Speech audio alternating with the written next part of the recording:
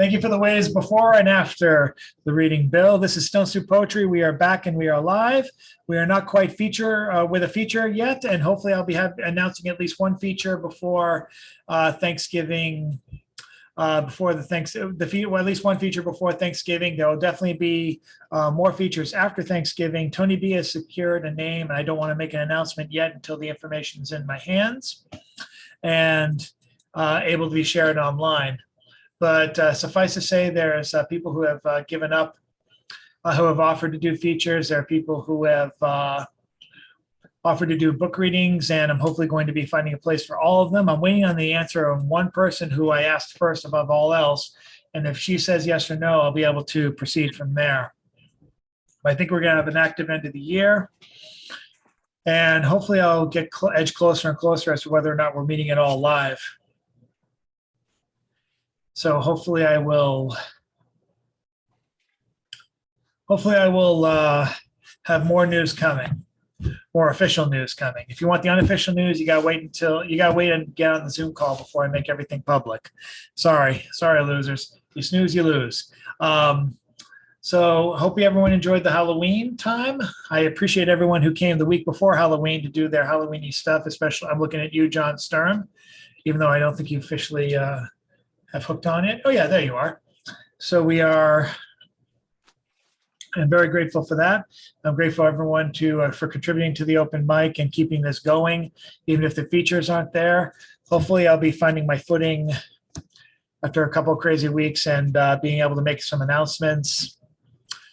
Dita Galloway is even proposing a 500 poet project where poetry people just like read and gather I don't know how she's planning on doing it. I don't know if she wants it to be in person or if she wants it to be a live event, but she's brainstorming ideas live, and it's hard to keep up with Dita Galloway, as you well know. So I'll be hopefully nailing her for that what her exact vision of that is, and will it happen this year, next year, we'll find out.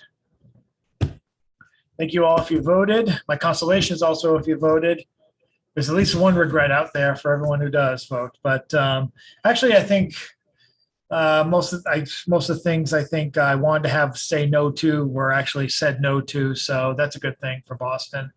I don't like that East plant, and I didn't like the idea of actually the one thing did get yes, were the school officials being elected. And I think that's just going to get more people ideas for QAnon to just join the school board and say, we're going to have JFK Jr. Day. I'm not even kidding about that. Okay, enough of my ramblings. I'll get me fired at work. Let's get to the open mic, and let's start with one of the first people who are on tonight and one of our online stalwarts. Hopefully we'll get him on a live feature face-to-face in a room. That's not virtual, but we'll still find a way to get a hippo or a wombat in there.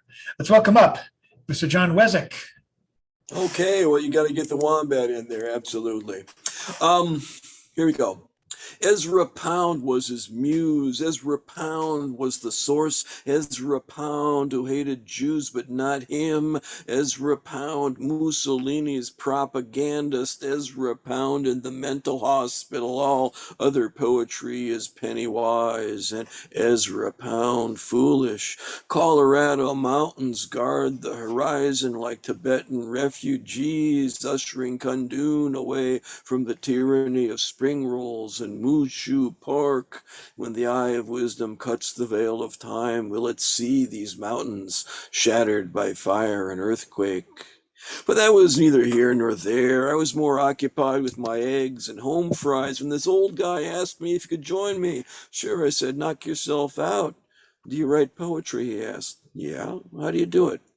He motioned to the waitress to bring a menu. I don't know. I put down my fork. I get an idea and try to develop it. Well, I do something different. He shakes my hand. I'm Jackson Mackler. So this guy's crazy. He goes on to tell me that he wrote a computer program that pulls random words from Ezra Pound's cantos, and that he's got a whole book of that stuff called Words and Ends with Ez. Now, I'd never read a book like that in a million years, but I'm glad somebody like him could write it. Of course, Ezra Pound was an anti-Semite and Jackson was a Jew. When I visited him in the sanitarium, he never had a problem with me. Jackson sipped his coffee.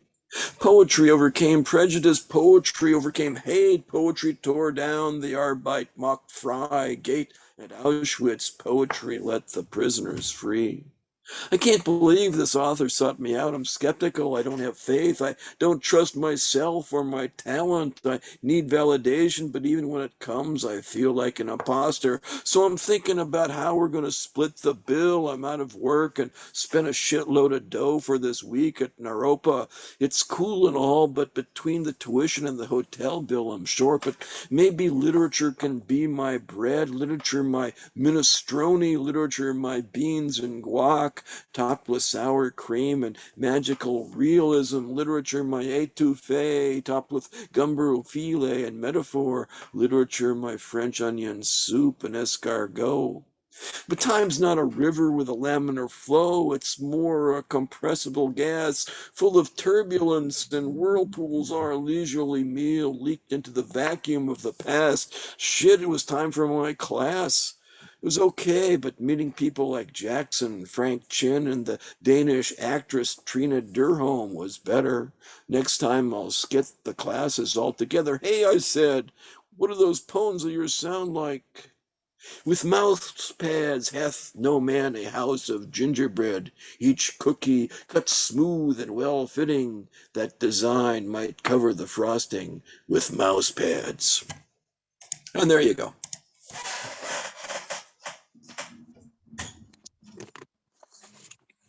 I like that a lot. I'll have to look for that book. I at least has one Jackson endorsement. Mackler, he died maybe 10 years ago or something like that. Like a real crazy guy, but just interesting to talk to himself. A lot of people like Eric So that Nelson was who'd be into a recounting book a like real. that. So that was recounting a real meeting. Yeah, it's exaggerated maybe a little bit, but not much. Yeah, it's a real thing. Wow. See who we can go on to next on the open mic. Let's welcome up. Oh, and the author of a brand new book, Mr. David Miller. Oh my God, it's me. Yes, Hi, thanks. David. And a little later on, and never to miss the opportunity, I'll put the link to the book in the chat, but I'll do that later. Please do. I will, thank you. This, however, is not from the book. So I'll just give you like the one bit of info. So my late father's first name was Melton, which sounds like Milton, but it's Melton. Okay, just so that may help a little bit. Change of address. Melton, welcome home. See what your new home can do.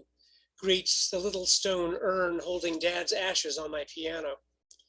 Or else, Habitat for Humanity asks his open hand, please save poor families from dead heating. I scrawl, deceased, refuse the envelopes, but their faith in his existence whiplashes like a boomerang. Melton, they salute him again. What if we could save hundreds of thousands of lives? The American Heart Association notices that following his previous year's June demise, his annual contributions have dropped by half.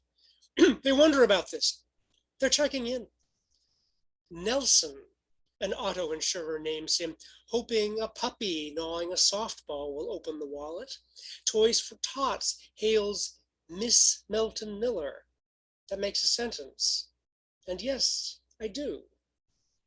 Today, the society concerned writes to him reminding of your family member living with multiple sclerosis. That would be my mother, some 7 or 8 years previous, and her fall crumbled beneath speechlessness. He would have been there as he plucked the phone from her baffled hand as she failed to finish the last sentence she tried to speak to me. Thank you.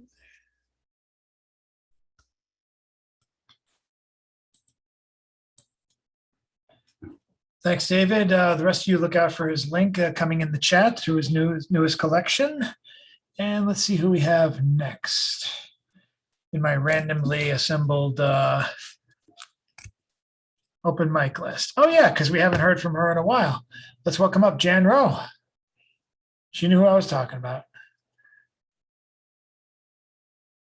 You know how when you're looking for something and you find something else you were looking for? Well, I was looking for this thing twice, and so I'm reading it. I've read it before. Declaration of Independence. He will just do nothing at all. He will just sit there in the noonday sun. And when they speak to him, he will not answer them because he does not wish to. And when they tell him to eat his dinner, he will just laugh at them. And he will not take his nap because he does not care to. He will just sit there in the noonday sun. He will go away and play with the panda. And when they come to look for him, he will stick them with spears and put them in the garbage and put the cover on. And he will not go out in the fresh air, nor eat his vegetables. And he will grow thin as a marble. He will just do nothing at all. He will just sit there in the noonday sun.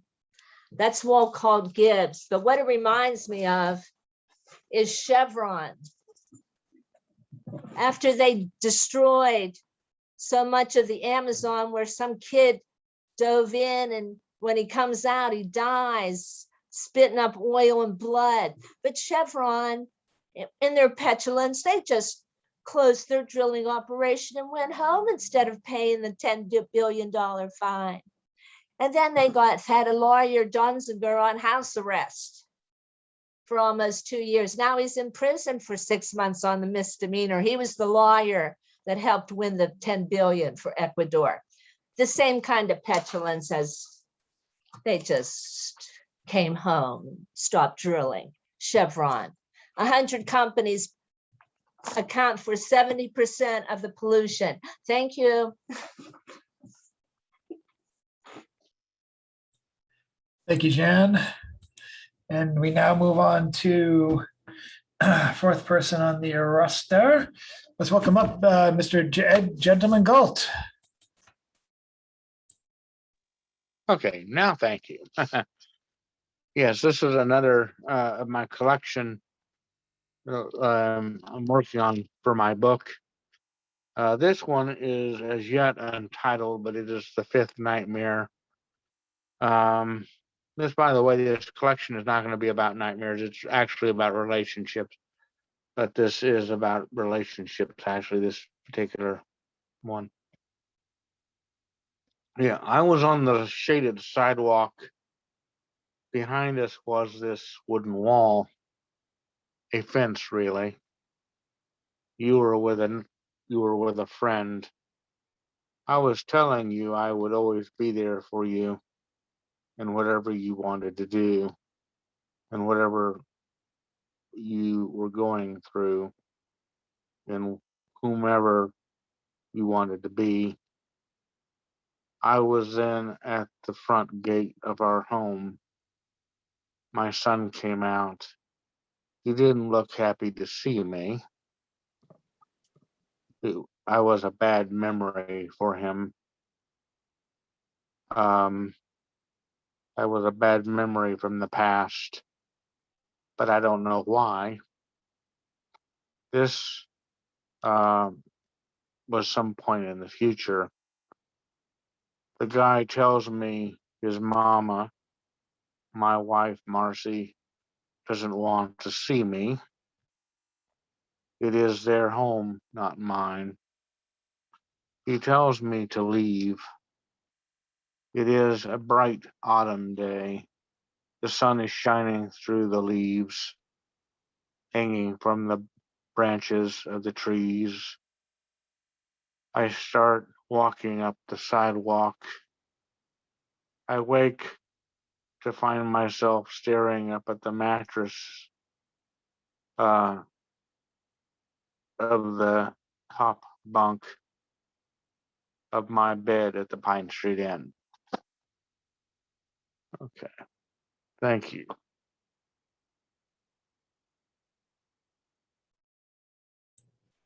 Thank you, Ed. let's bring up another past Stone Soup feature recently of this year. And welcome up Mr. John Stickney. Thanks, Chad. My overslept soul. Today was the day to embark on my errands of penance. And look, still grasping blankets, mouth corners wet, dreaming, if one is to believe what was mumbled, dreaming of dark fields and winter barley. And what of this day? Well, just too late to start to change my ways. Thanks.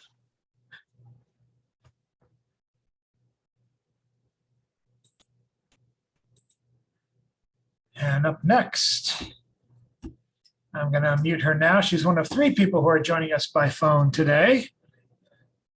Nancy Dawson will be later on, followed as well as Laura Lambert. But for now, we're going to welcome up. Oh, We're going to welcome up. yay! Well, wait, Laurel, you're not up yet. It's Carol Weston's up next. Okay. Sorry. No problem. Oh, okay. Am I supposed to start? Yeah, ideally, yeah. Okay. Yeah, I just had my birthday. I had my birthday and October 29, 2 days before Halloween. So I'm always knocked out by Halloween because I was born with it. Anyway, this poem is, you've heard it before, and it is, it's my birthday poem.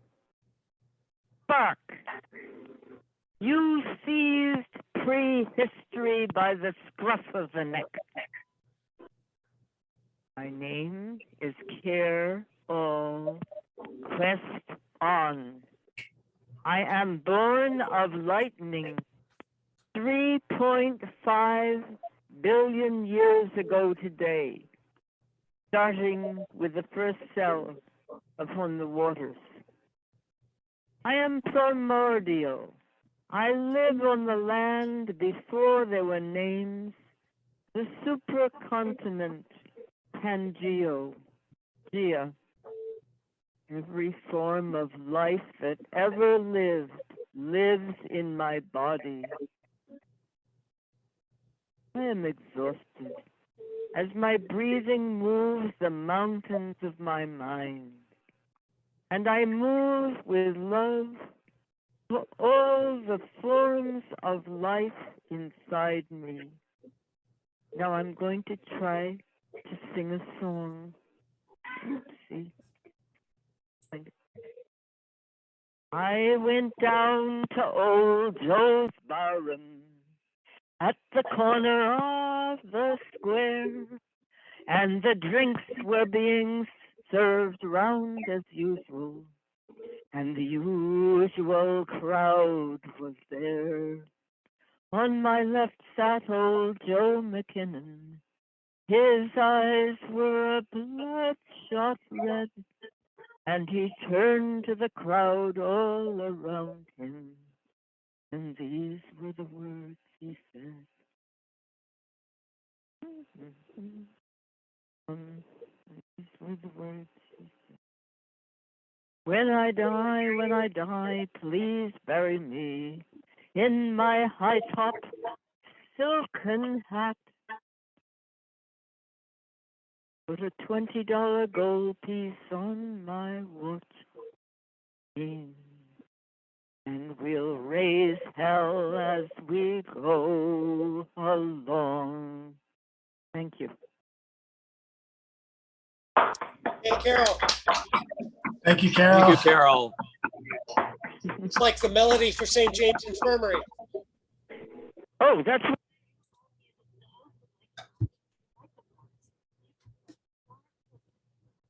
Oops. Let me, wait a second, Carol.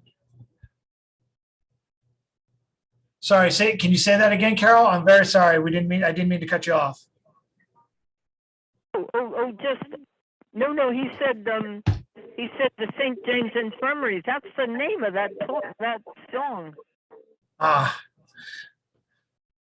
gotcha. I don't know if it's Thank you you. or Laurel in the background. You're both connected to my phone, but if one of you has a TV or radio on in the background, could you please turn it off? No. Laurel, please turn your TV off.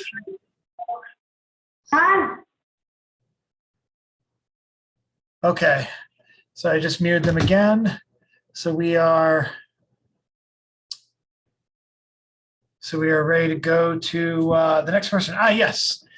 Is he here? Yes, behind his presidential seal. I'm kidding. Let's welcome up Mr. Bill Lewis.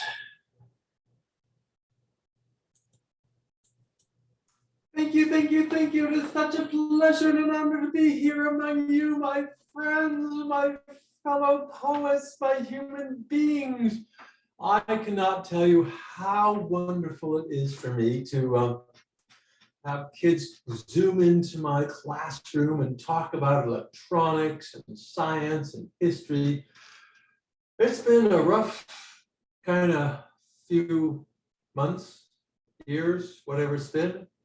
And having that to look forward to has just been the best thing for my heart. Whenever you talk about things like, what is the meaning of life? The meaning of life is the kids who are going to survive beyond us. I'm expiring real soon. So I get all wild on that and I jump up and down, yeehaw, blah, blah, blah, and it's fun. And I am not a poet. I miss hanging out with people, so I started showing up at Stone Soup, and I sort of felt like I had to fit in, like at least pretend to do poetry. So I always have at least something that vaguely looks like a poem. This I wrote in honor of the cancellation last week. There once was a poet named Chad, out in weather exceedingly bad. He read all his poetry, was hit on the head by a fallen tree, and now he is just babbling mad. The lowest form of poetry. I am sorry, but there's nothing I can do. I don't have that muse thing y'all I'm doing, and beautiful. God, some of you have the most beautiful flowing words. And but I was going to say something. I was going to say something about how wonderful the world is and how happy I am with people I have seen doing so much and building such a better life for themselves and for others and all this kind of stuff. It's been hard for a lot of people, but it's the people who are making money and helping other people make money, build careers, have a future. That is like my superheroes. And I just wanted to be out there and cheering them on and telling you that, yes, you are among them. Go forward, do great things. You have great potential, my friends. I love you. Take care. On to the next, Chad. Thank you for the touching tribute, Bill. And let's move on to our next participant. This is the second of our phone in people. Let's have her unmute herself by pressing *6 and welcome up Nancy Dodson. A walk in solitude.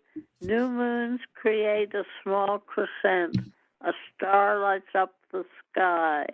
A light proceeds along the pathway. A statue of a dog appears before me. The dog barks. I stay on the path. Solitude breeds imagination.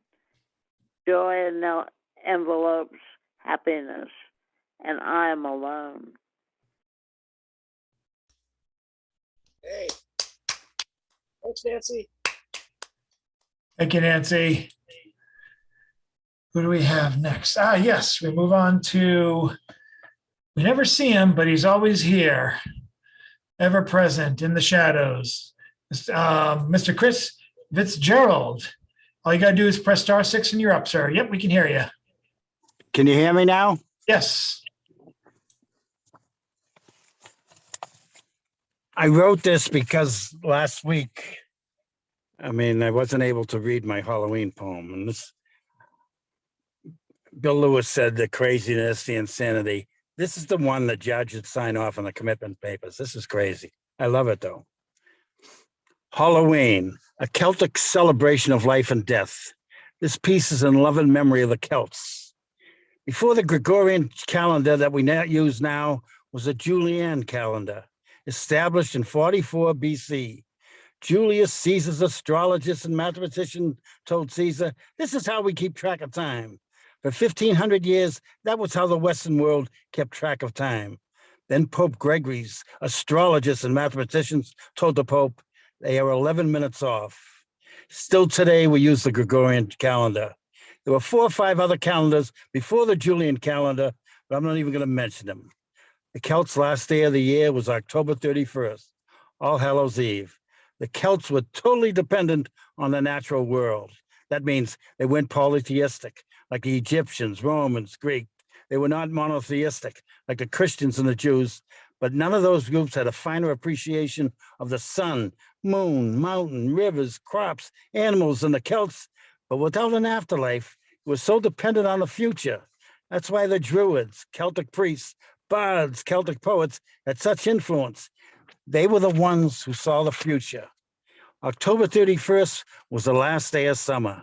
November 1st, the first day of winter. That's how it was. The Celts didn't write anything down. That's why they don't get the respect from history, book writers and readers, oral tradition. They were just as smart and talented as anybody. They ended up being defined by their enemies, who wrote, not honestly, but wrote. I'm talking Julius Caesar. He whipped their ass more than a few times. What seemed to piss off Caesar about the Celts, they went to battle half the time with no clothes on. I'm sure we've all read the University of Miami of Ohio study. Even today, 16, 17, 18-year-old males have between 3 and 5 spontaneous erections every week. No rhyme or reason, besides all the other ones that you can figure out about. So a young Celtic warrior would be on the battlefield, shaboom, an erection. Another Celtic warrior would say, what the fuck? We just had a long interlude with peace. All you did was look for trouble. We're now at war. All you do is look for trouble. War, peace, trouble, trouble, peace, war, trouble, trouble. You just don't get along well with others. Now we know where the first line of our first grade report card came from. We must also remember it was the Celts who created, discovered pants. So when you go to sleep tonight, say a prayer of thanks to the Celts for the pants, and not kilts or a summer dress you got off the rack at Goodwill. Thank you. That's a wild ride. Thank you, Chris. One of the online, one of the comments in the chat area was "Boo Caesar" from Bill Lewis, just so you know. Thank you, Chris, and thank you, Bill, and thanks to everyone who's participated so far. Who do we have next? Yes, we have our orator extraordinaire. Oh, there he is. I believe he's ready to unmute himself. David Miller says good things about limericks. I don't know if this is good enough to qualify for the ones David Miller likes, and I don't know who wrote it, but two tutors who tooted the flute. Try to tutor two tutors to toot. Said the toot to their tutors, is it tougher to toot or to tutor two tutors to toot? Now, yes. a few Shakespeare sonnets from Billy the Bard. From fairest creatures we desire increase, that thereby beauty's rose might never die, but as the riper should by time decease, his tender air might bear his memory. But thou, contracted to thine own bright eyes, feedest thy light's flame with self-substantial fuel, making a famine where abundance lies, thyself thy foe, to thy sweet self too cruel. Thou that art now the world's fresh ornament, and only herald to the gaudy spring, within thine own bud buryest thy content, and tender churl makest waste in misering. Pity the world, or else this glutton be, to eat the world's due by the grave and thee. 2. When 40 winters shall besiege thy brow, and dig deep trenches in thy beauty's field, thy youth's proud livery so gazed on now will be a tattered weed of small worth held. Then being asked where all thy beauty lies, where all the treasure of thy lusty days, to say within thine own deep sunken eyes were an all-eating shame and thriftless praise. How much more praise deserve thy beauty's use, if thou couldst answer, this fair child of mine shall sum my count and make my old excuse, proving his beauty by succession thine. This were to be new made when thou art old, and see thy blood warm when thou feelst it cold. 3. Look in thy glass, and tell the face thou viewest. Now is the time that face should form another, whose fresh repair, if now thou not renewest, thou dost beguile the world, unbless some mother. For where is she so fair whose uneared womb disdains the tillage of thy husbandry? Or who is he so fond will be the tomb of his self-love to stop posterity? Thou art thy mother's glass, and she in thee calls back the lovely April of her prime. So thou, through windows of thine age, shalt see, despite of wrinkles, this thy golden time. But if thou live, remembered not to be, die single, and thine image dies with thee. 4. Unthrifty loveliness, why dost thou spend upon thyself thy beauty's legacy? Nature's bequest gives nothing but doth lend, and being frank, she lends to those are free. Then, beauteous miser, why dost thou abuse the bounteous, largest given thee to give? Profitless usurer, why dost thou use so great a sum of sums, yet canst not live? For having traffic with thyself alone, thou of thyself, thy sweet self dost deceive. Then how, when nature calls thee to be gone, what acceptable audit canst thou leave? Thy unused beauty must be tombed with thee, which used lives thee executor to be. And to conclude with a pair of sonnets, because they pair themselves, 5 and 6.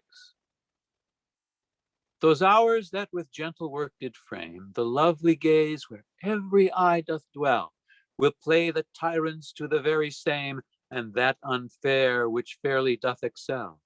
For never resting time leads summer on to hideous winter, and confounds him there, sap checked with frost, and lusty leaves quite gone, beauty o'ersnowed, and bareness everywhere.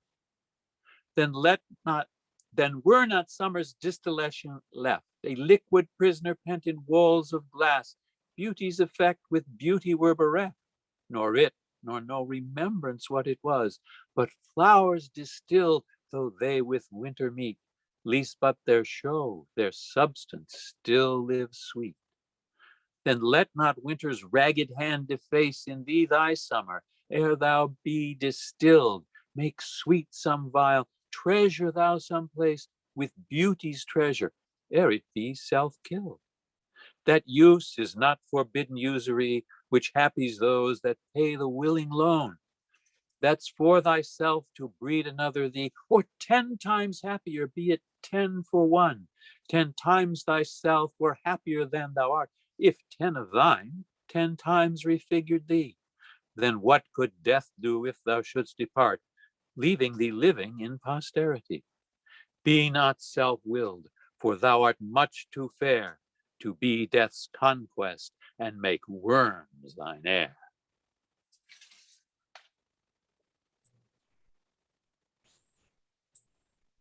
Thank you, Bill. Thank you, John, as always.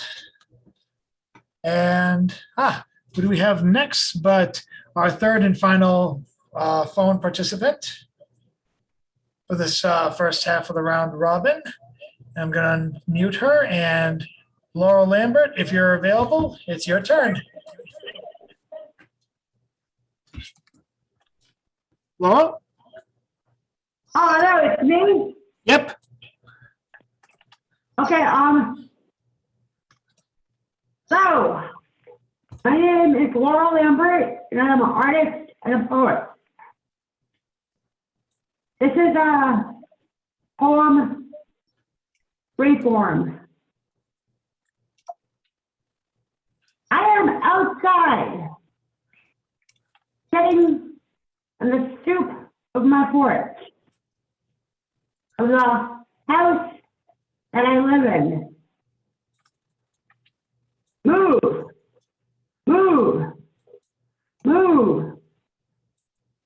I'm on my way out. The day has started young.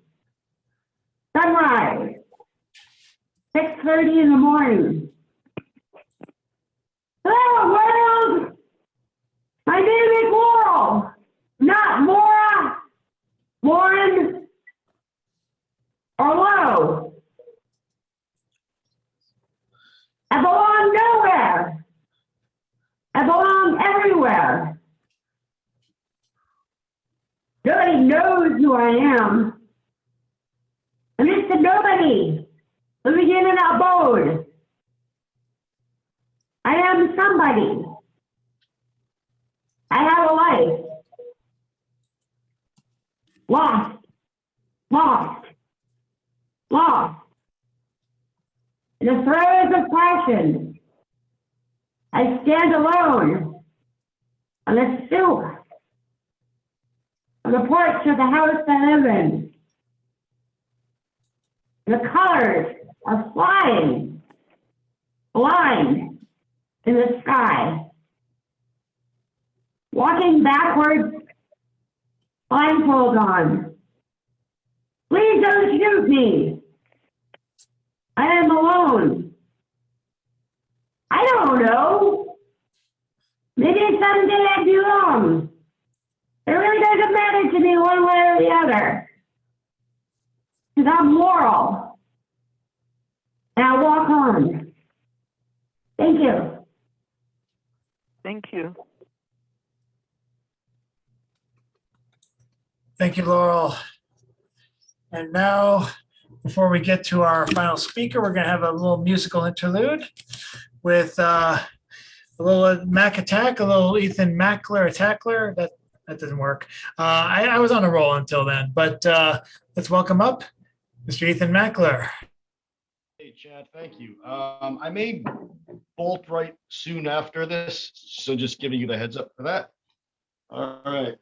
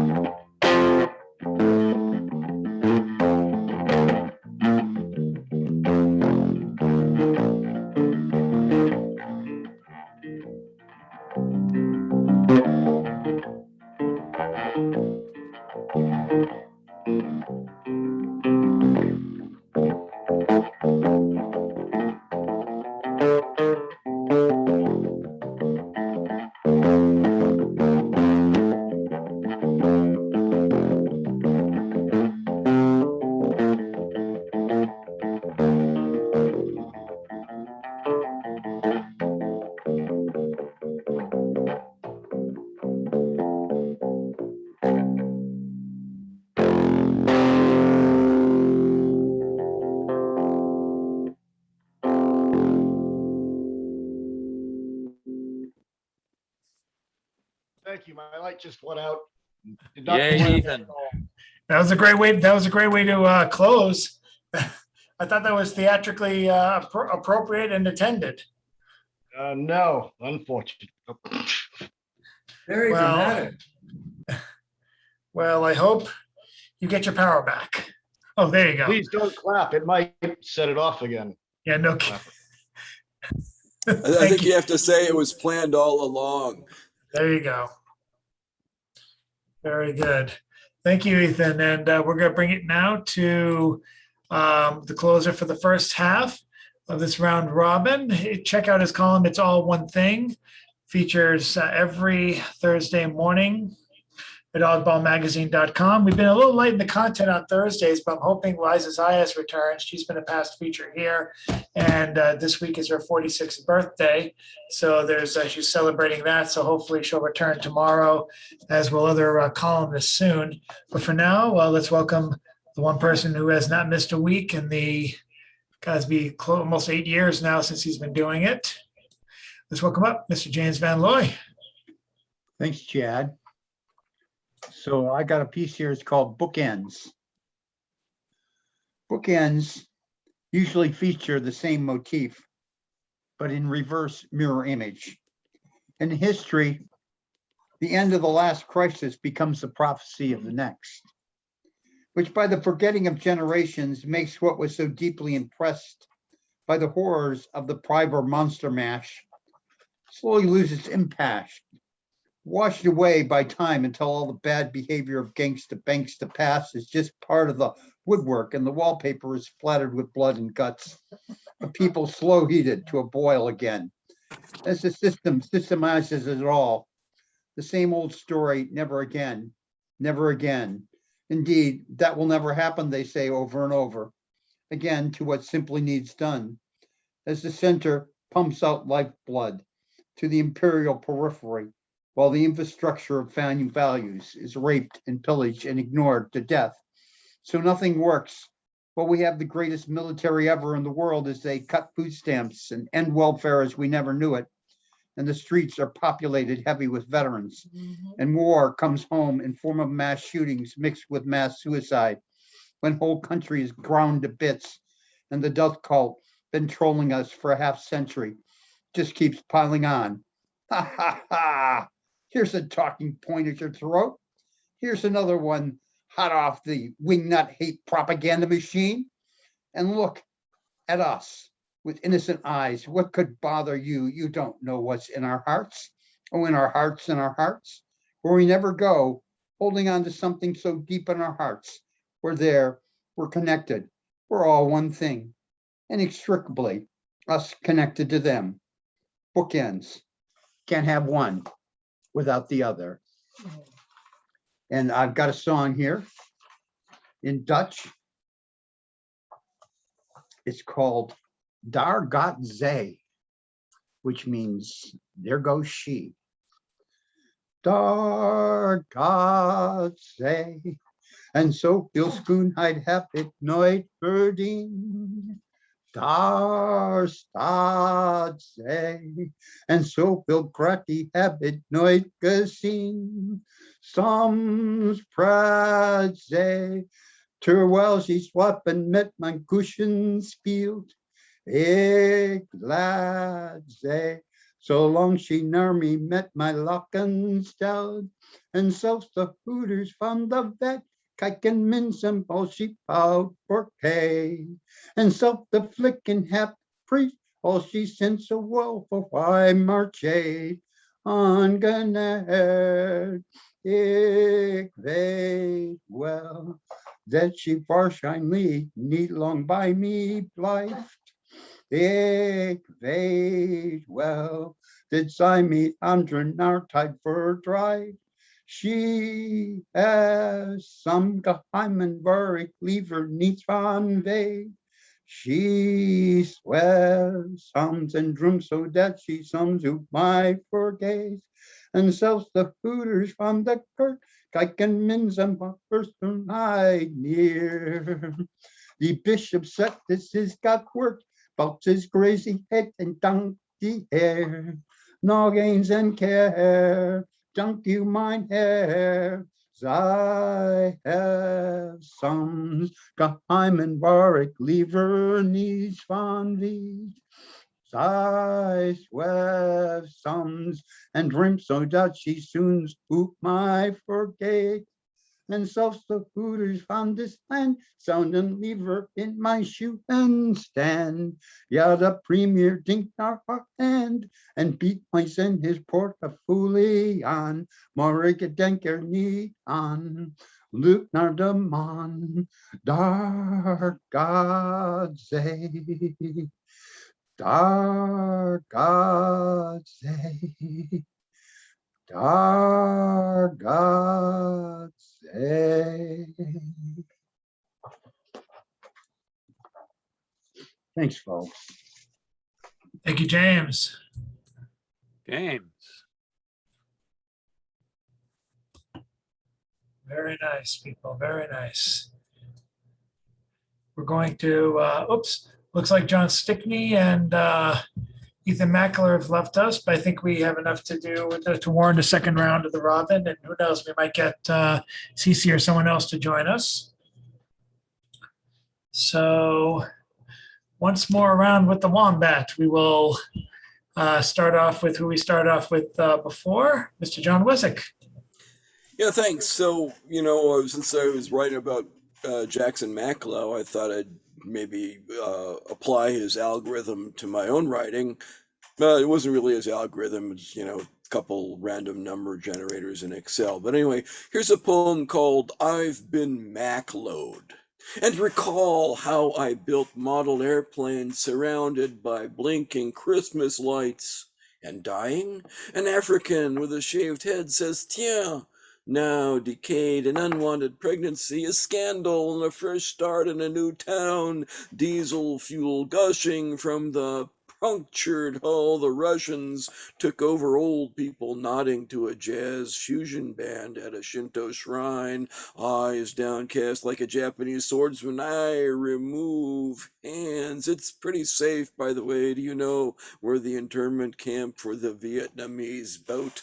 A heavy storm never materialized. Stop me to make sure they don't follow. I set world records for lack of sleep. Sky, cable, Maori TV, McLeod's daughters, Sea Patrol, fluorescent and horizontal, surrounded by blinking Christmas lights, otherworldly light on streets singing about the death of their love, that dreary striptease at airport security. My lover waits outside the station, sleep train slips my cash flow, prompts you. I know the extra volume won't make my English easier for him to understand, but onion dome churches across the harbor, breasts and low-cut bras, conflict not enough. The pole hold rolls without slipping on the her pole hold, lying in the invariable plane.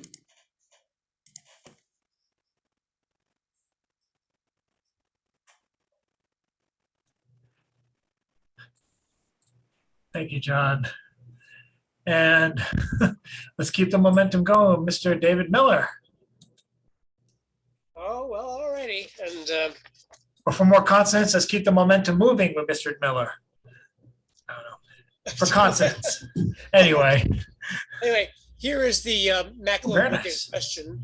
The particular one mentioned words and ends from as. So, you know, it's real. I've read it. Here it is. And a lot of other Mackler too, tell you the truth. But that's an entirely separate conversation. So this is a shorter poem. And this is another true story. Puppet show. I was 5. I opened my eyes. The sun was up in flat silence.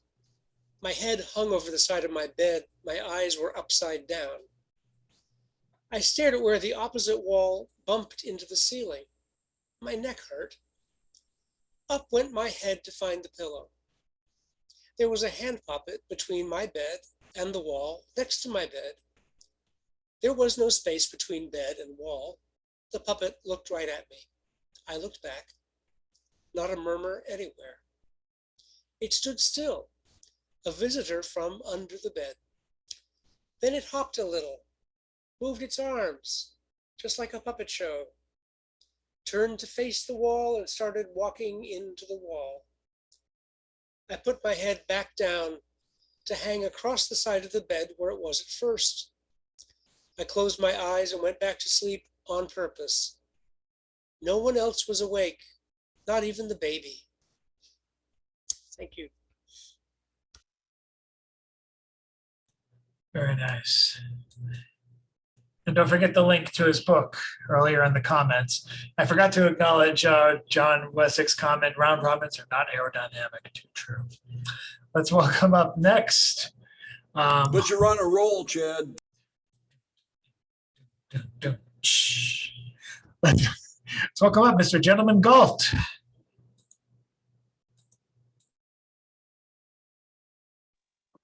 Thank you. Now, this next one is Oh Dear Piper. And it's sort of a letter from the narrator to his daughter.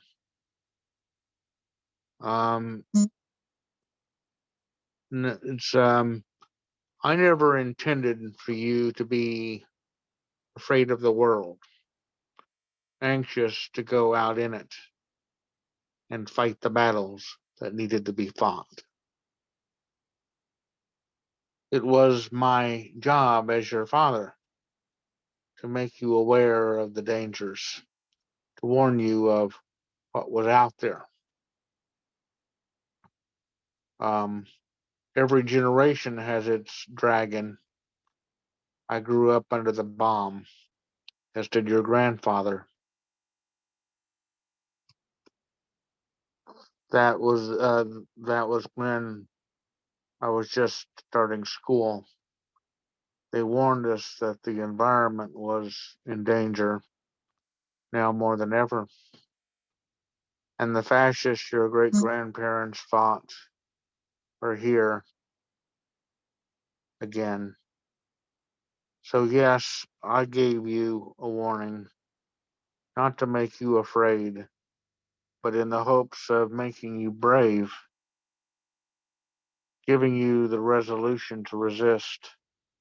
I wanted you to know that you could make a difference. I wanted you to know.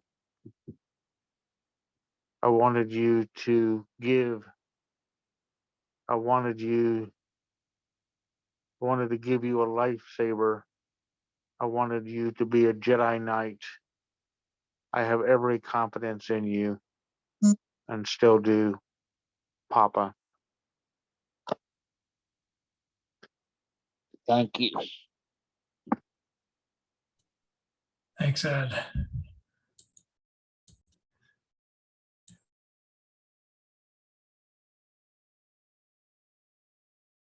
You're muted, Chad.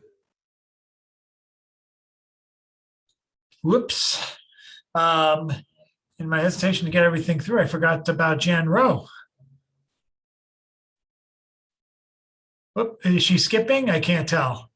She's got something. Your turn. I do have something, and it's interesting because this is from the writers group, and James Parker was visiting his home in England, and this kind of got lost. He had students working for him, but it was lost in the shuffle.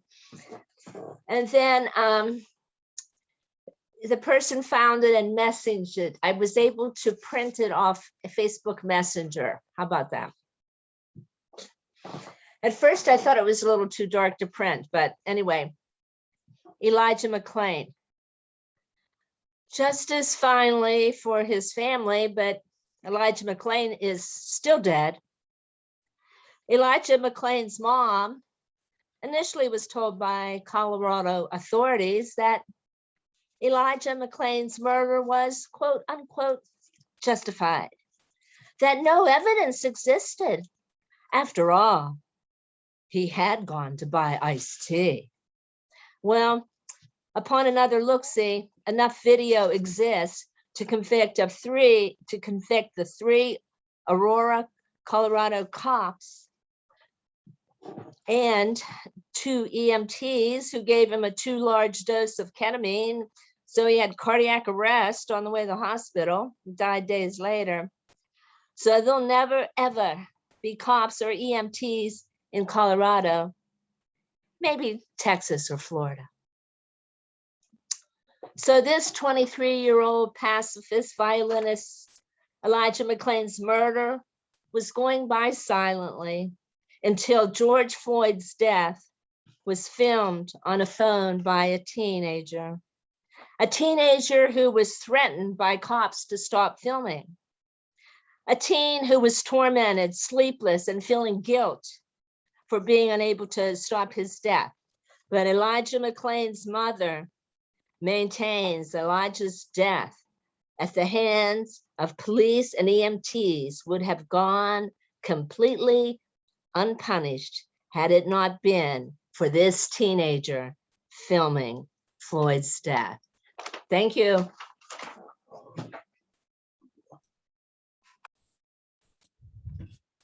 Thank you, Jan. With no John Stickney, we're going to move on to our phone people, Miss Carol Weston. I'm going to mute you. There you go, Carol. Okay, well, anyway, so I'm making this poetry book, and Let Me Lie Down with the Lightning, and I wanted for the cover to have this extraordinary painting by Alex Gray, but I haven't dared write him yet, and it's been 6 years. Anyway, Alex Gray worked in the morgue at the Harvard Medical School for 3 years, and that kind of taught him stuff about the human body. And this picture, okay, you blaze, the golden spindle comes to me down from heaven, through your halo, through your cadaver heart, into your entrails. With your red arteries and blue veins, you press forward your foot in eternal step, your arm wrapped around the gold branch of lightning, flecks of electricity radiate around you.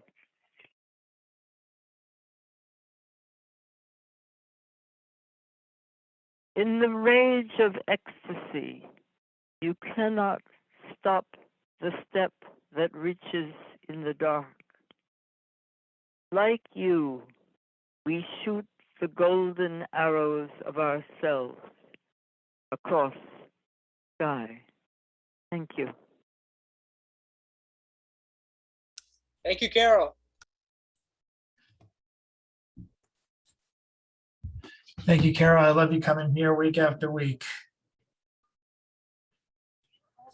And we have now Oh, thanks for the link to Alex Gray, his website. Mr. Miller. And now, who do we have next? But Mr. Bill Lewis. Bill, are you willing to have another crack at it?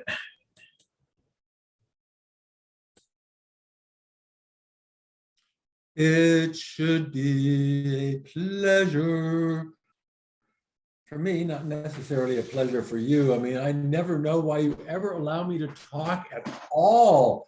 Oh my God, I would mute myself so many times if I were you. Thank God you're not me. Well, that'd be kind of wild if you and I were like the same person. I mean, have you ever thought about what a thought?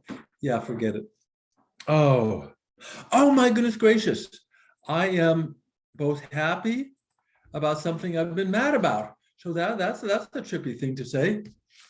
Boston Mayor Kim Janey has come out and she has said that it is time to end homelessness in Boston. She has said no more camping on the streets. She has said mass and cast is going to be history.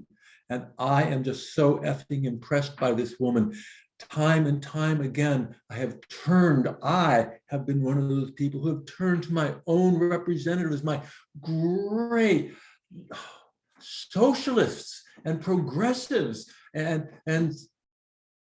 every time there's a reason not to act. Every time there's some reason not to act. But my city, Cambridge, spends $40 million a year on housing. But there are 100 people who have been living on the streets for years after years after years. How is this dealing with housing? I know what's going on. They are avoiding the real issue. The real issue of treating human beings like human beings, which is hard to do. Because a lot of human beings are real assholes. But until you come up and straight and say that like Kim Janey has, you will get nowhere. And so I want to say that I am just so impressed by this woman who is willing to stand up and say something real and be honest. After all, I mean, if you're from Boston, you know the people on the streets. If you don't know them yourself, one of your friends grew up and went to high school with them. They're not from somewhere else. The vast majority of people are your neighbors. How could you let them be on the streets in the first place? It is horrifying to me. When did this happen? What's happened to the world that you would let this? Oh, I get on and I would yell at and so I am taking out my frustrations by yelling here, not yelling at my politicians because it wouldn't be useful to yell at them like this. When I talk to them, I will be calm and point out the morality of taking care of people on the streets by not having them on the streets. Taking responsibility, not just pushing them away, not playing whack-a-mole, but actually caring for them like human beings. So that will be the message I come to my politicians with, and I appreciate your patience for my yelling and screaming.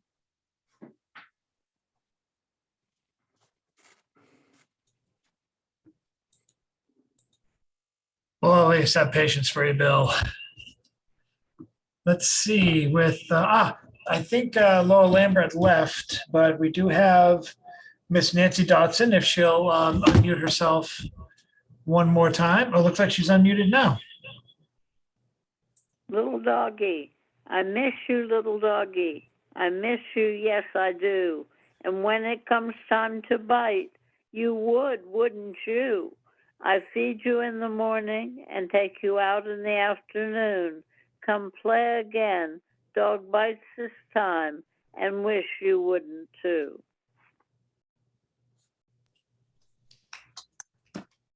Thanks, Bravo, Nancy. bravo, yay, we're all clapping. Thank you, Nancy. What do we have next? Who do we have coming up? Let's see. Yes. Two left with the void that Laura and Ethan have left us, and also John Stickney left as well, wished us well. Rita Rusty Rose apologized because she had a prior engagement. She couldn't make it. But we still have the orator extraordinaire who might have one more in him. Mr. John Stern, you are up. Yes. Bill talks about politics. Albert Einstein was at a meeting of anti-nuclear group, and someone said to him, "Dr. Einstein, why is it that the mind of man has stretched so far as to discover the structure of the atom? We have been unable to devise the political means to keep the atom from destroying us." And Einstein replied, "That is simple, my friend. It is because politics is more difficult than physics." And to come back down to earth, some more limericks. A canner exceedingly canny, one morning remarked to his granny, "A canner can anything that he can, but a canner can't can a can he?" To which the reply, a Matryoshka doll maker from Minsk thought the canner exceedingly dense. Said, "What with dolls I now do, cans in cans I can too, but canning cans makes no sense." A miserly suitor named Bibi wished to marry a lady named Phoebe, but he said, "I must see what the minister's fee be before Phoebe can Phoebe Bibi." Now you all know the limerick about the young lady from Bright who could travel much faster than light, but you probably have not heard this version. There was a young lady from Bright who could travel much faster than light. I kissed her one day in a relative way, and she slapped me the previous night. And, well, we'll have one more of that and then a political comment. There once was a family named Stein. There was Gert, there was Epp, there was Ein. Gert's poems are bunk, Epp's statues are junk, and nobody understands Ein. And Thomas Sowell, the economist, once said, "If the continued existence of mathematics depended on the ability of Republicans to defend the proposition that 2 + 2 = 4, that would probably mean the end of mathematics and all things that require mathematics."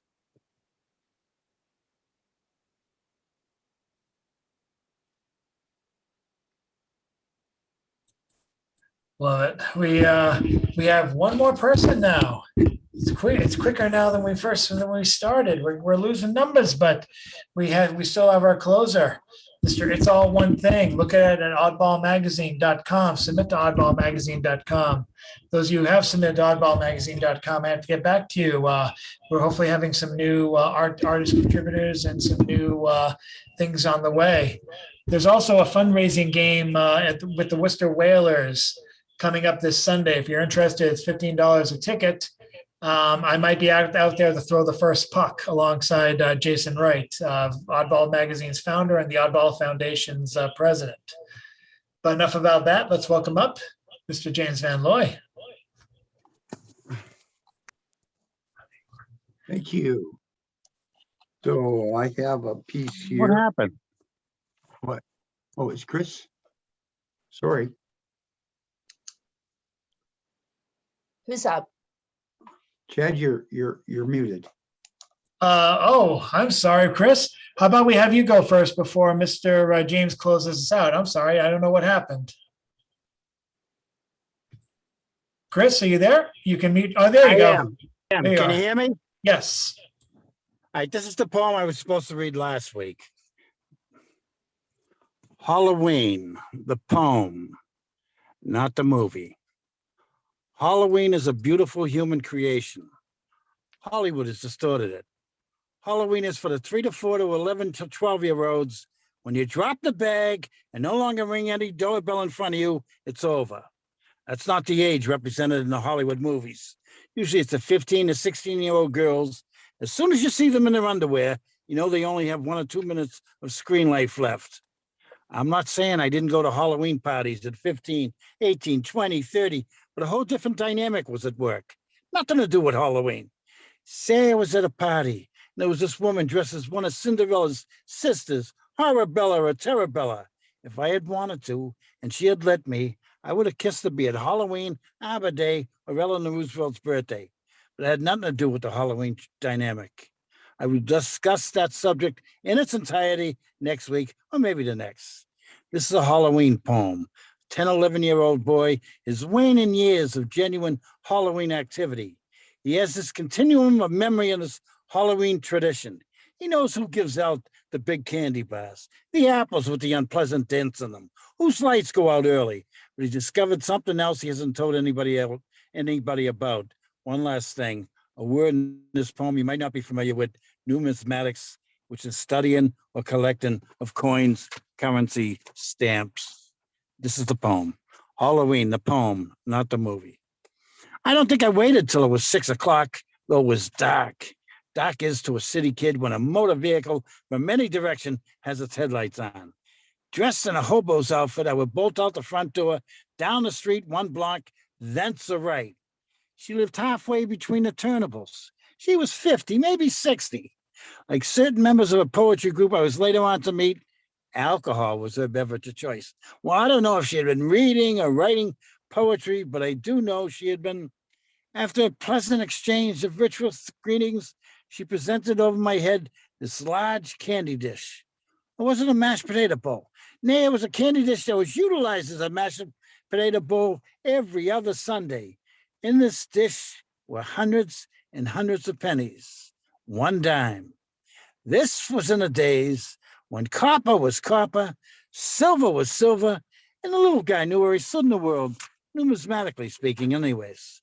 I got that dime, sleight of hand, can't reveal, ran down those stairs and joined up with family and friends to the completion of the festival. But that triple-decker, visited by myself, had commenced Halloween for me. Alas, that treat was a trick. Someone else just recently said she had got a dime. Someone else, he had got a dime. 3, 4, 5, dime, dime, dime. Turns out the lady in question had more dimes than Ma Bell. Indeed, Ma Bell herself had been seen on certain Saturday afternoons pitching dimes competitively against the side of you-know-who's house. Oh, you know who. Marathon sessions. I didn't have to go there first. I'm going to show the world what she was really like, tricking kids left and right, right and left. Thank you. Is there such a thing as an apple with a pleasant dent? I just went apple picking a couple of weeks ago, and Oh, sure there is. Oh, sure. Oh, you know, yeah, you might not have any idea about that, but Okay. yeah. we'll let that rest for now. I'm going to bring it over now to our closer, Mr. Van of the Loys. Van, let's welcome up James Van Loy, and welcome up James Van Loy. Okay. So I have one called The Great Projector Self-Owns. I have a song to the Great Projector.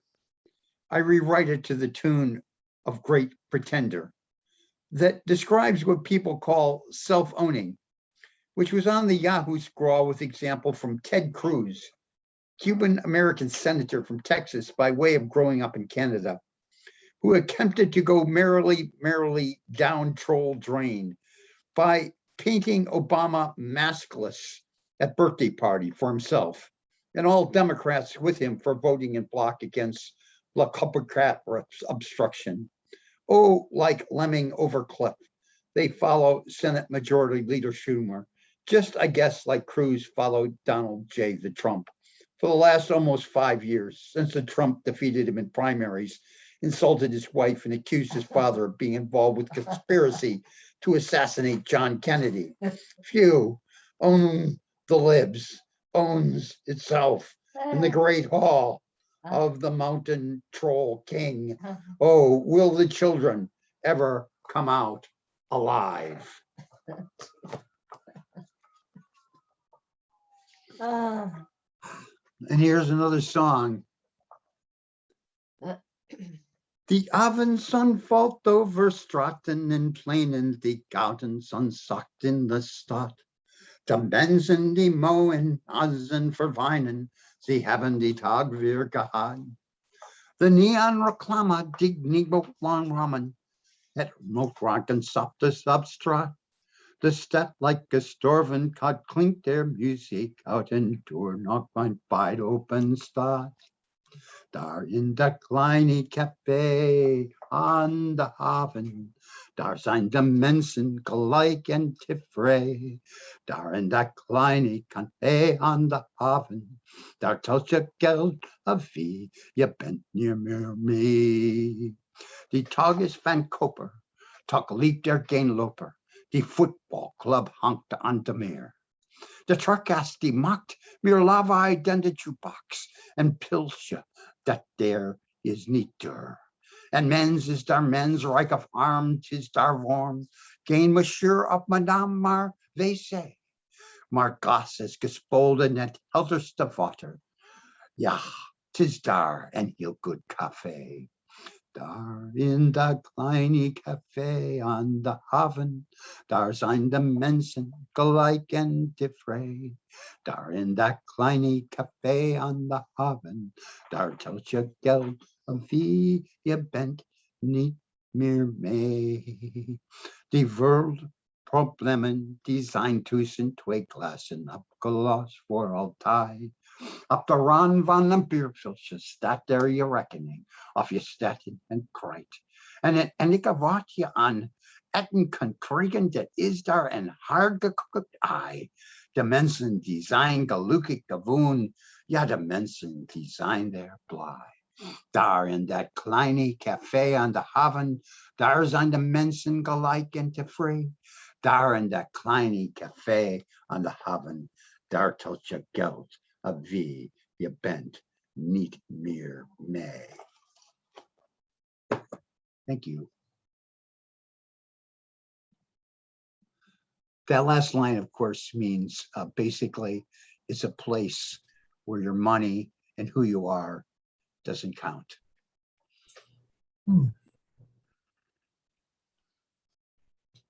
Thank you, James. Watch for his column tomorrow, and all of you watch out for each other. Take care of yourselves.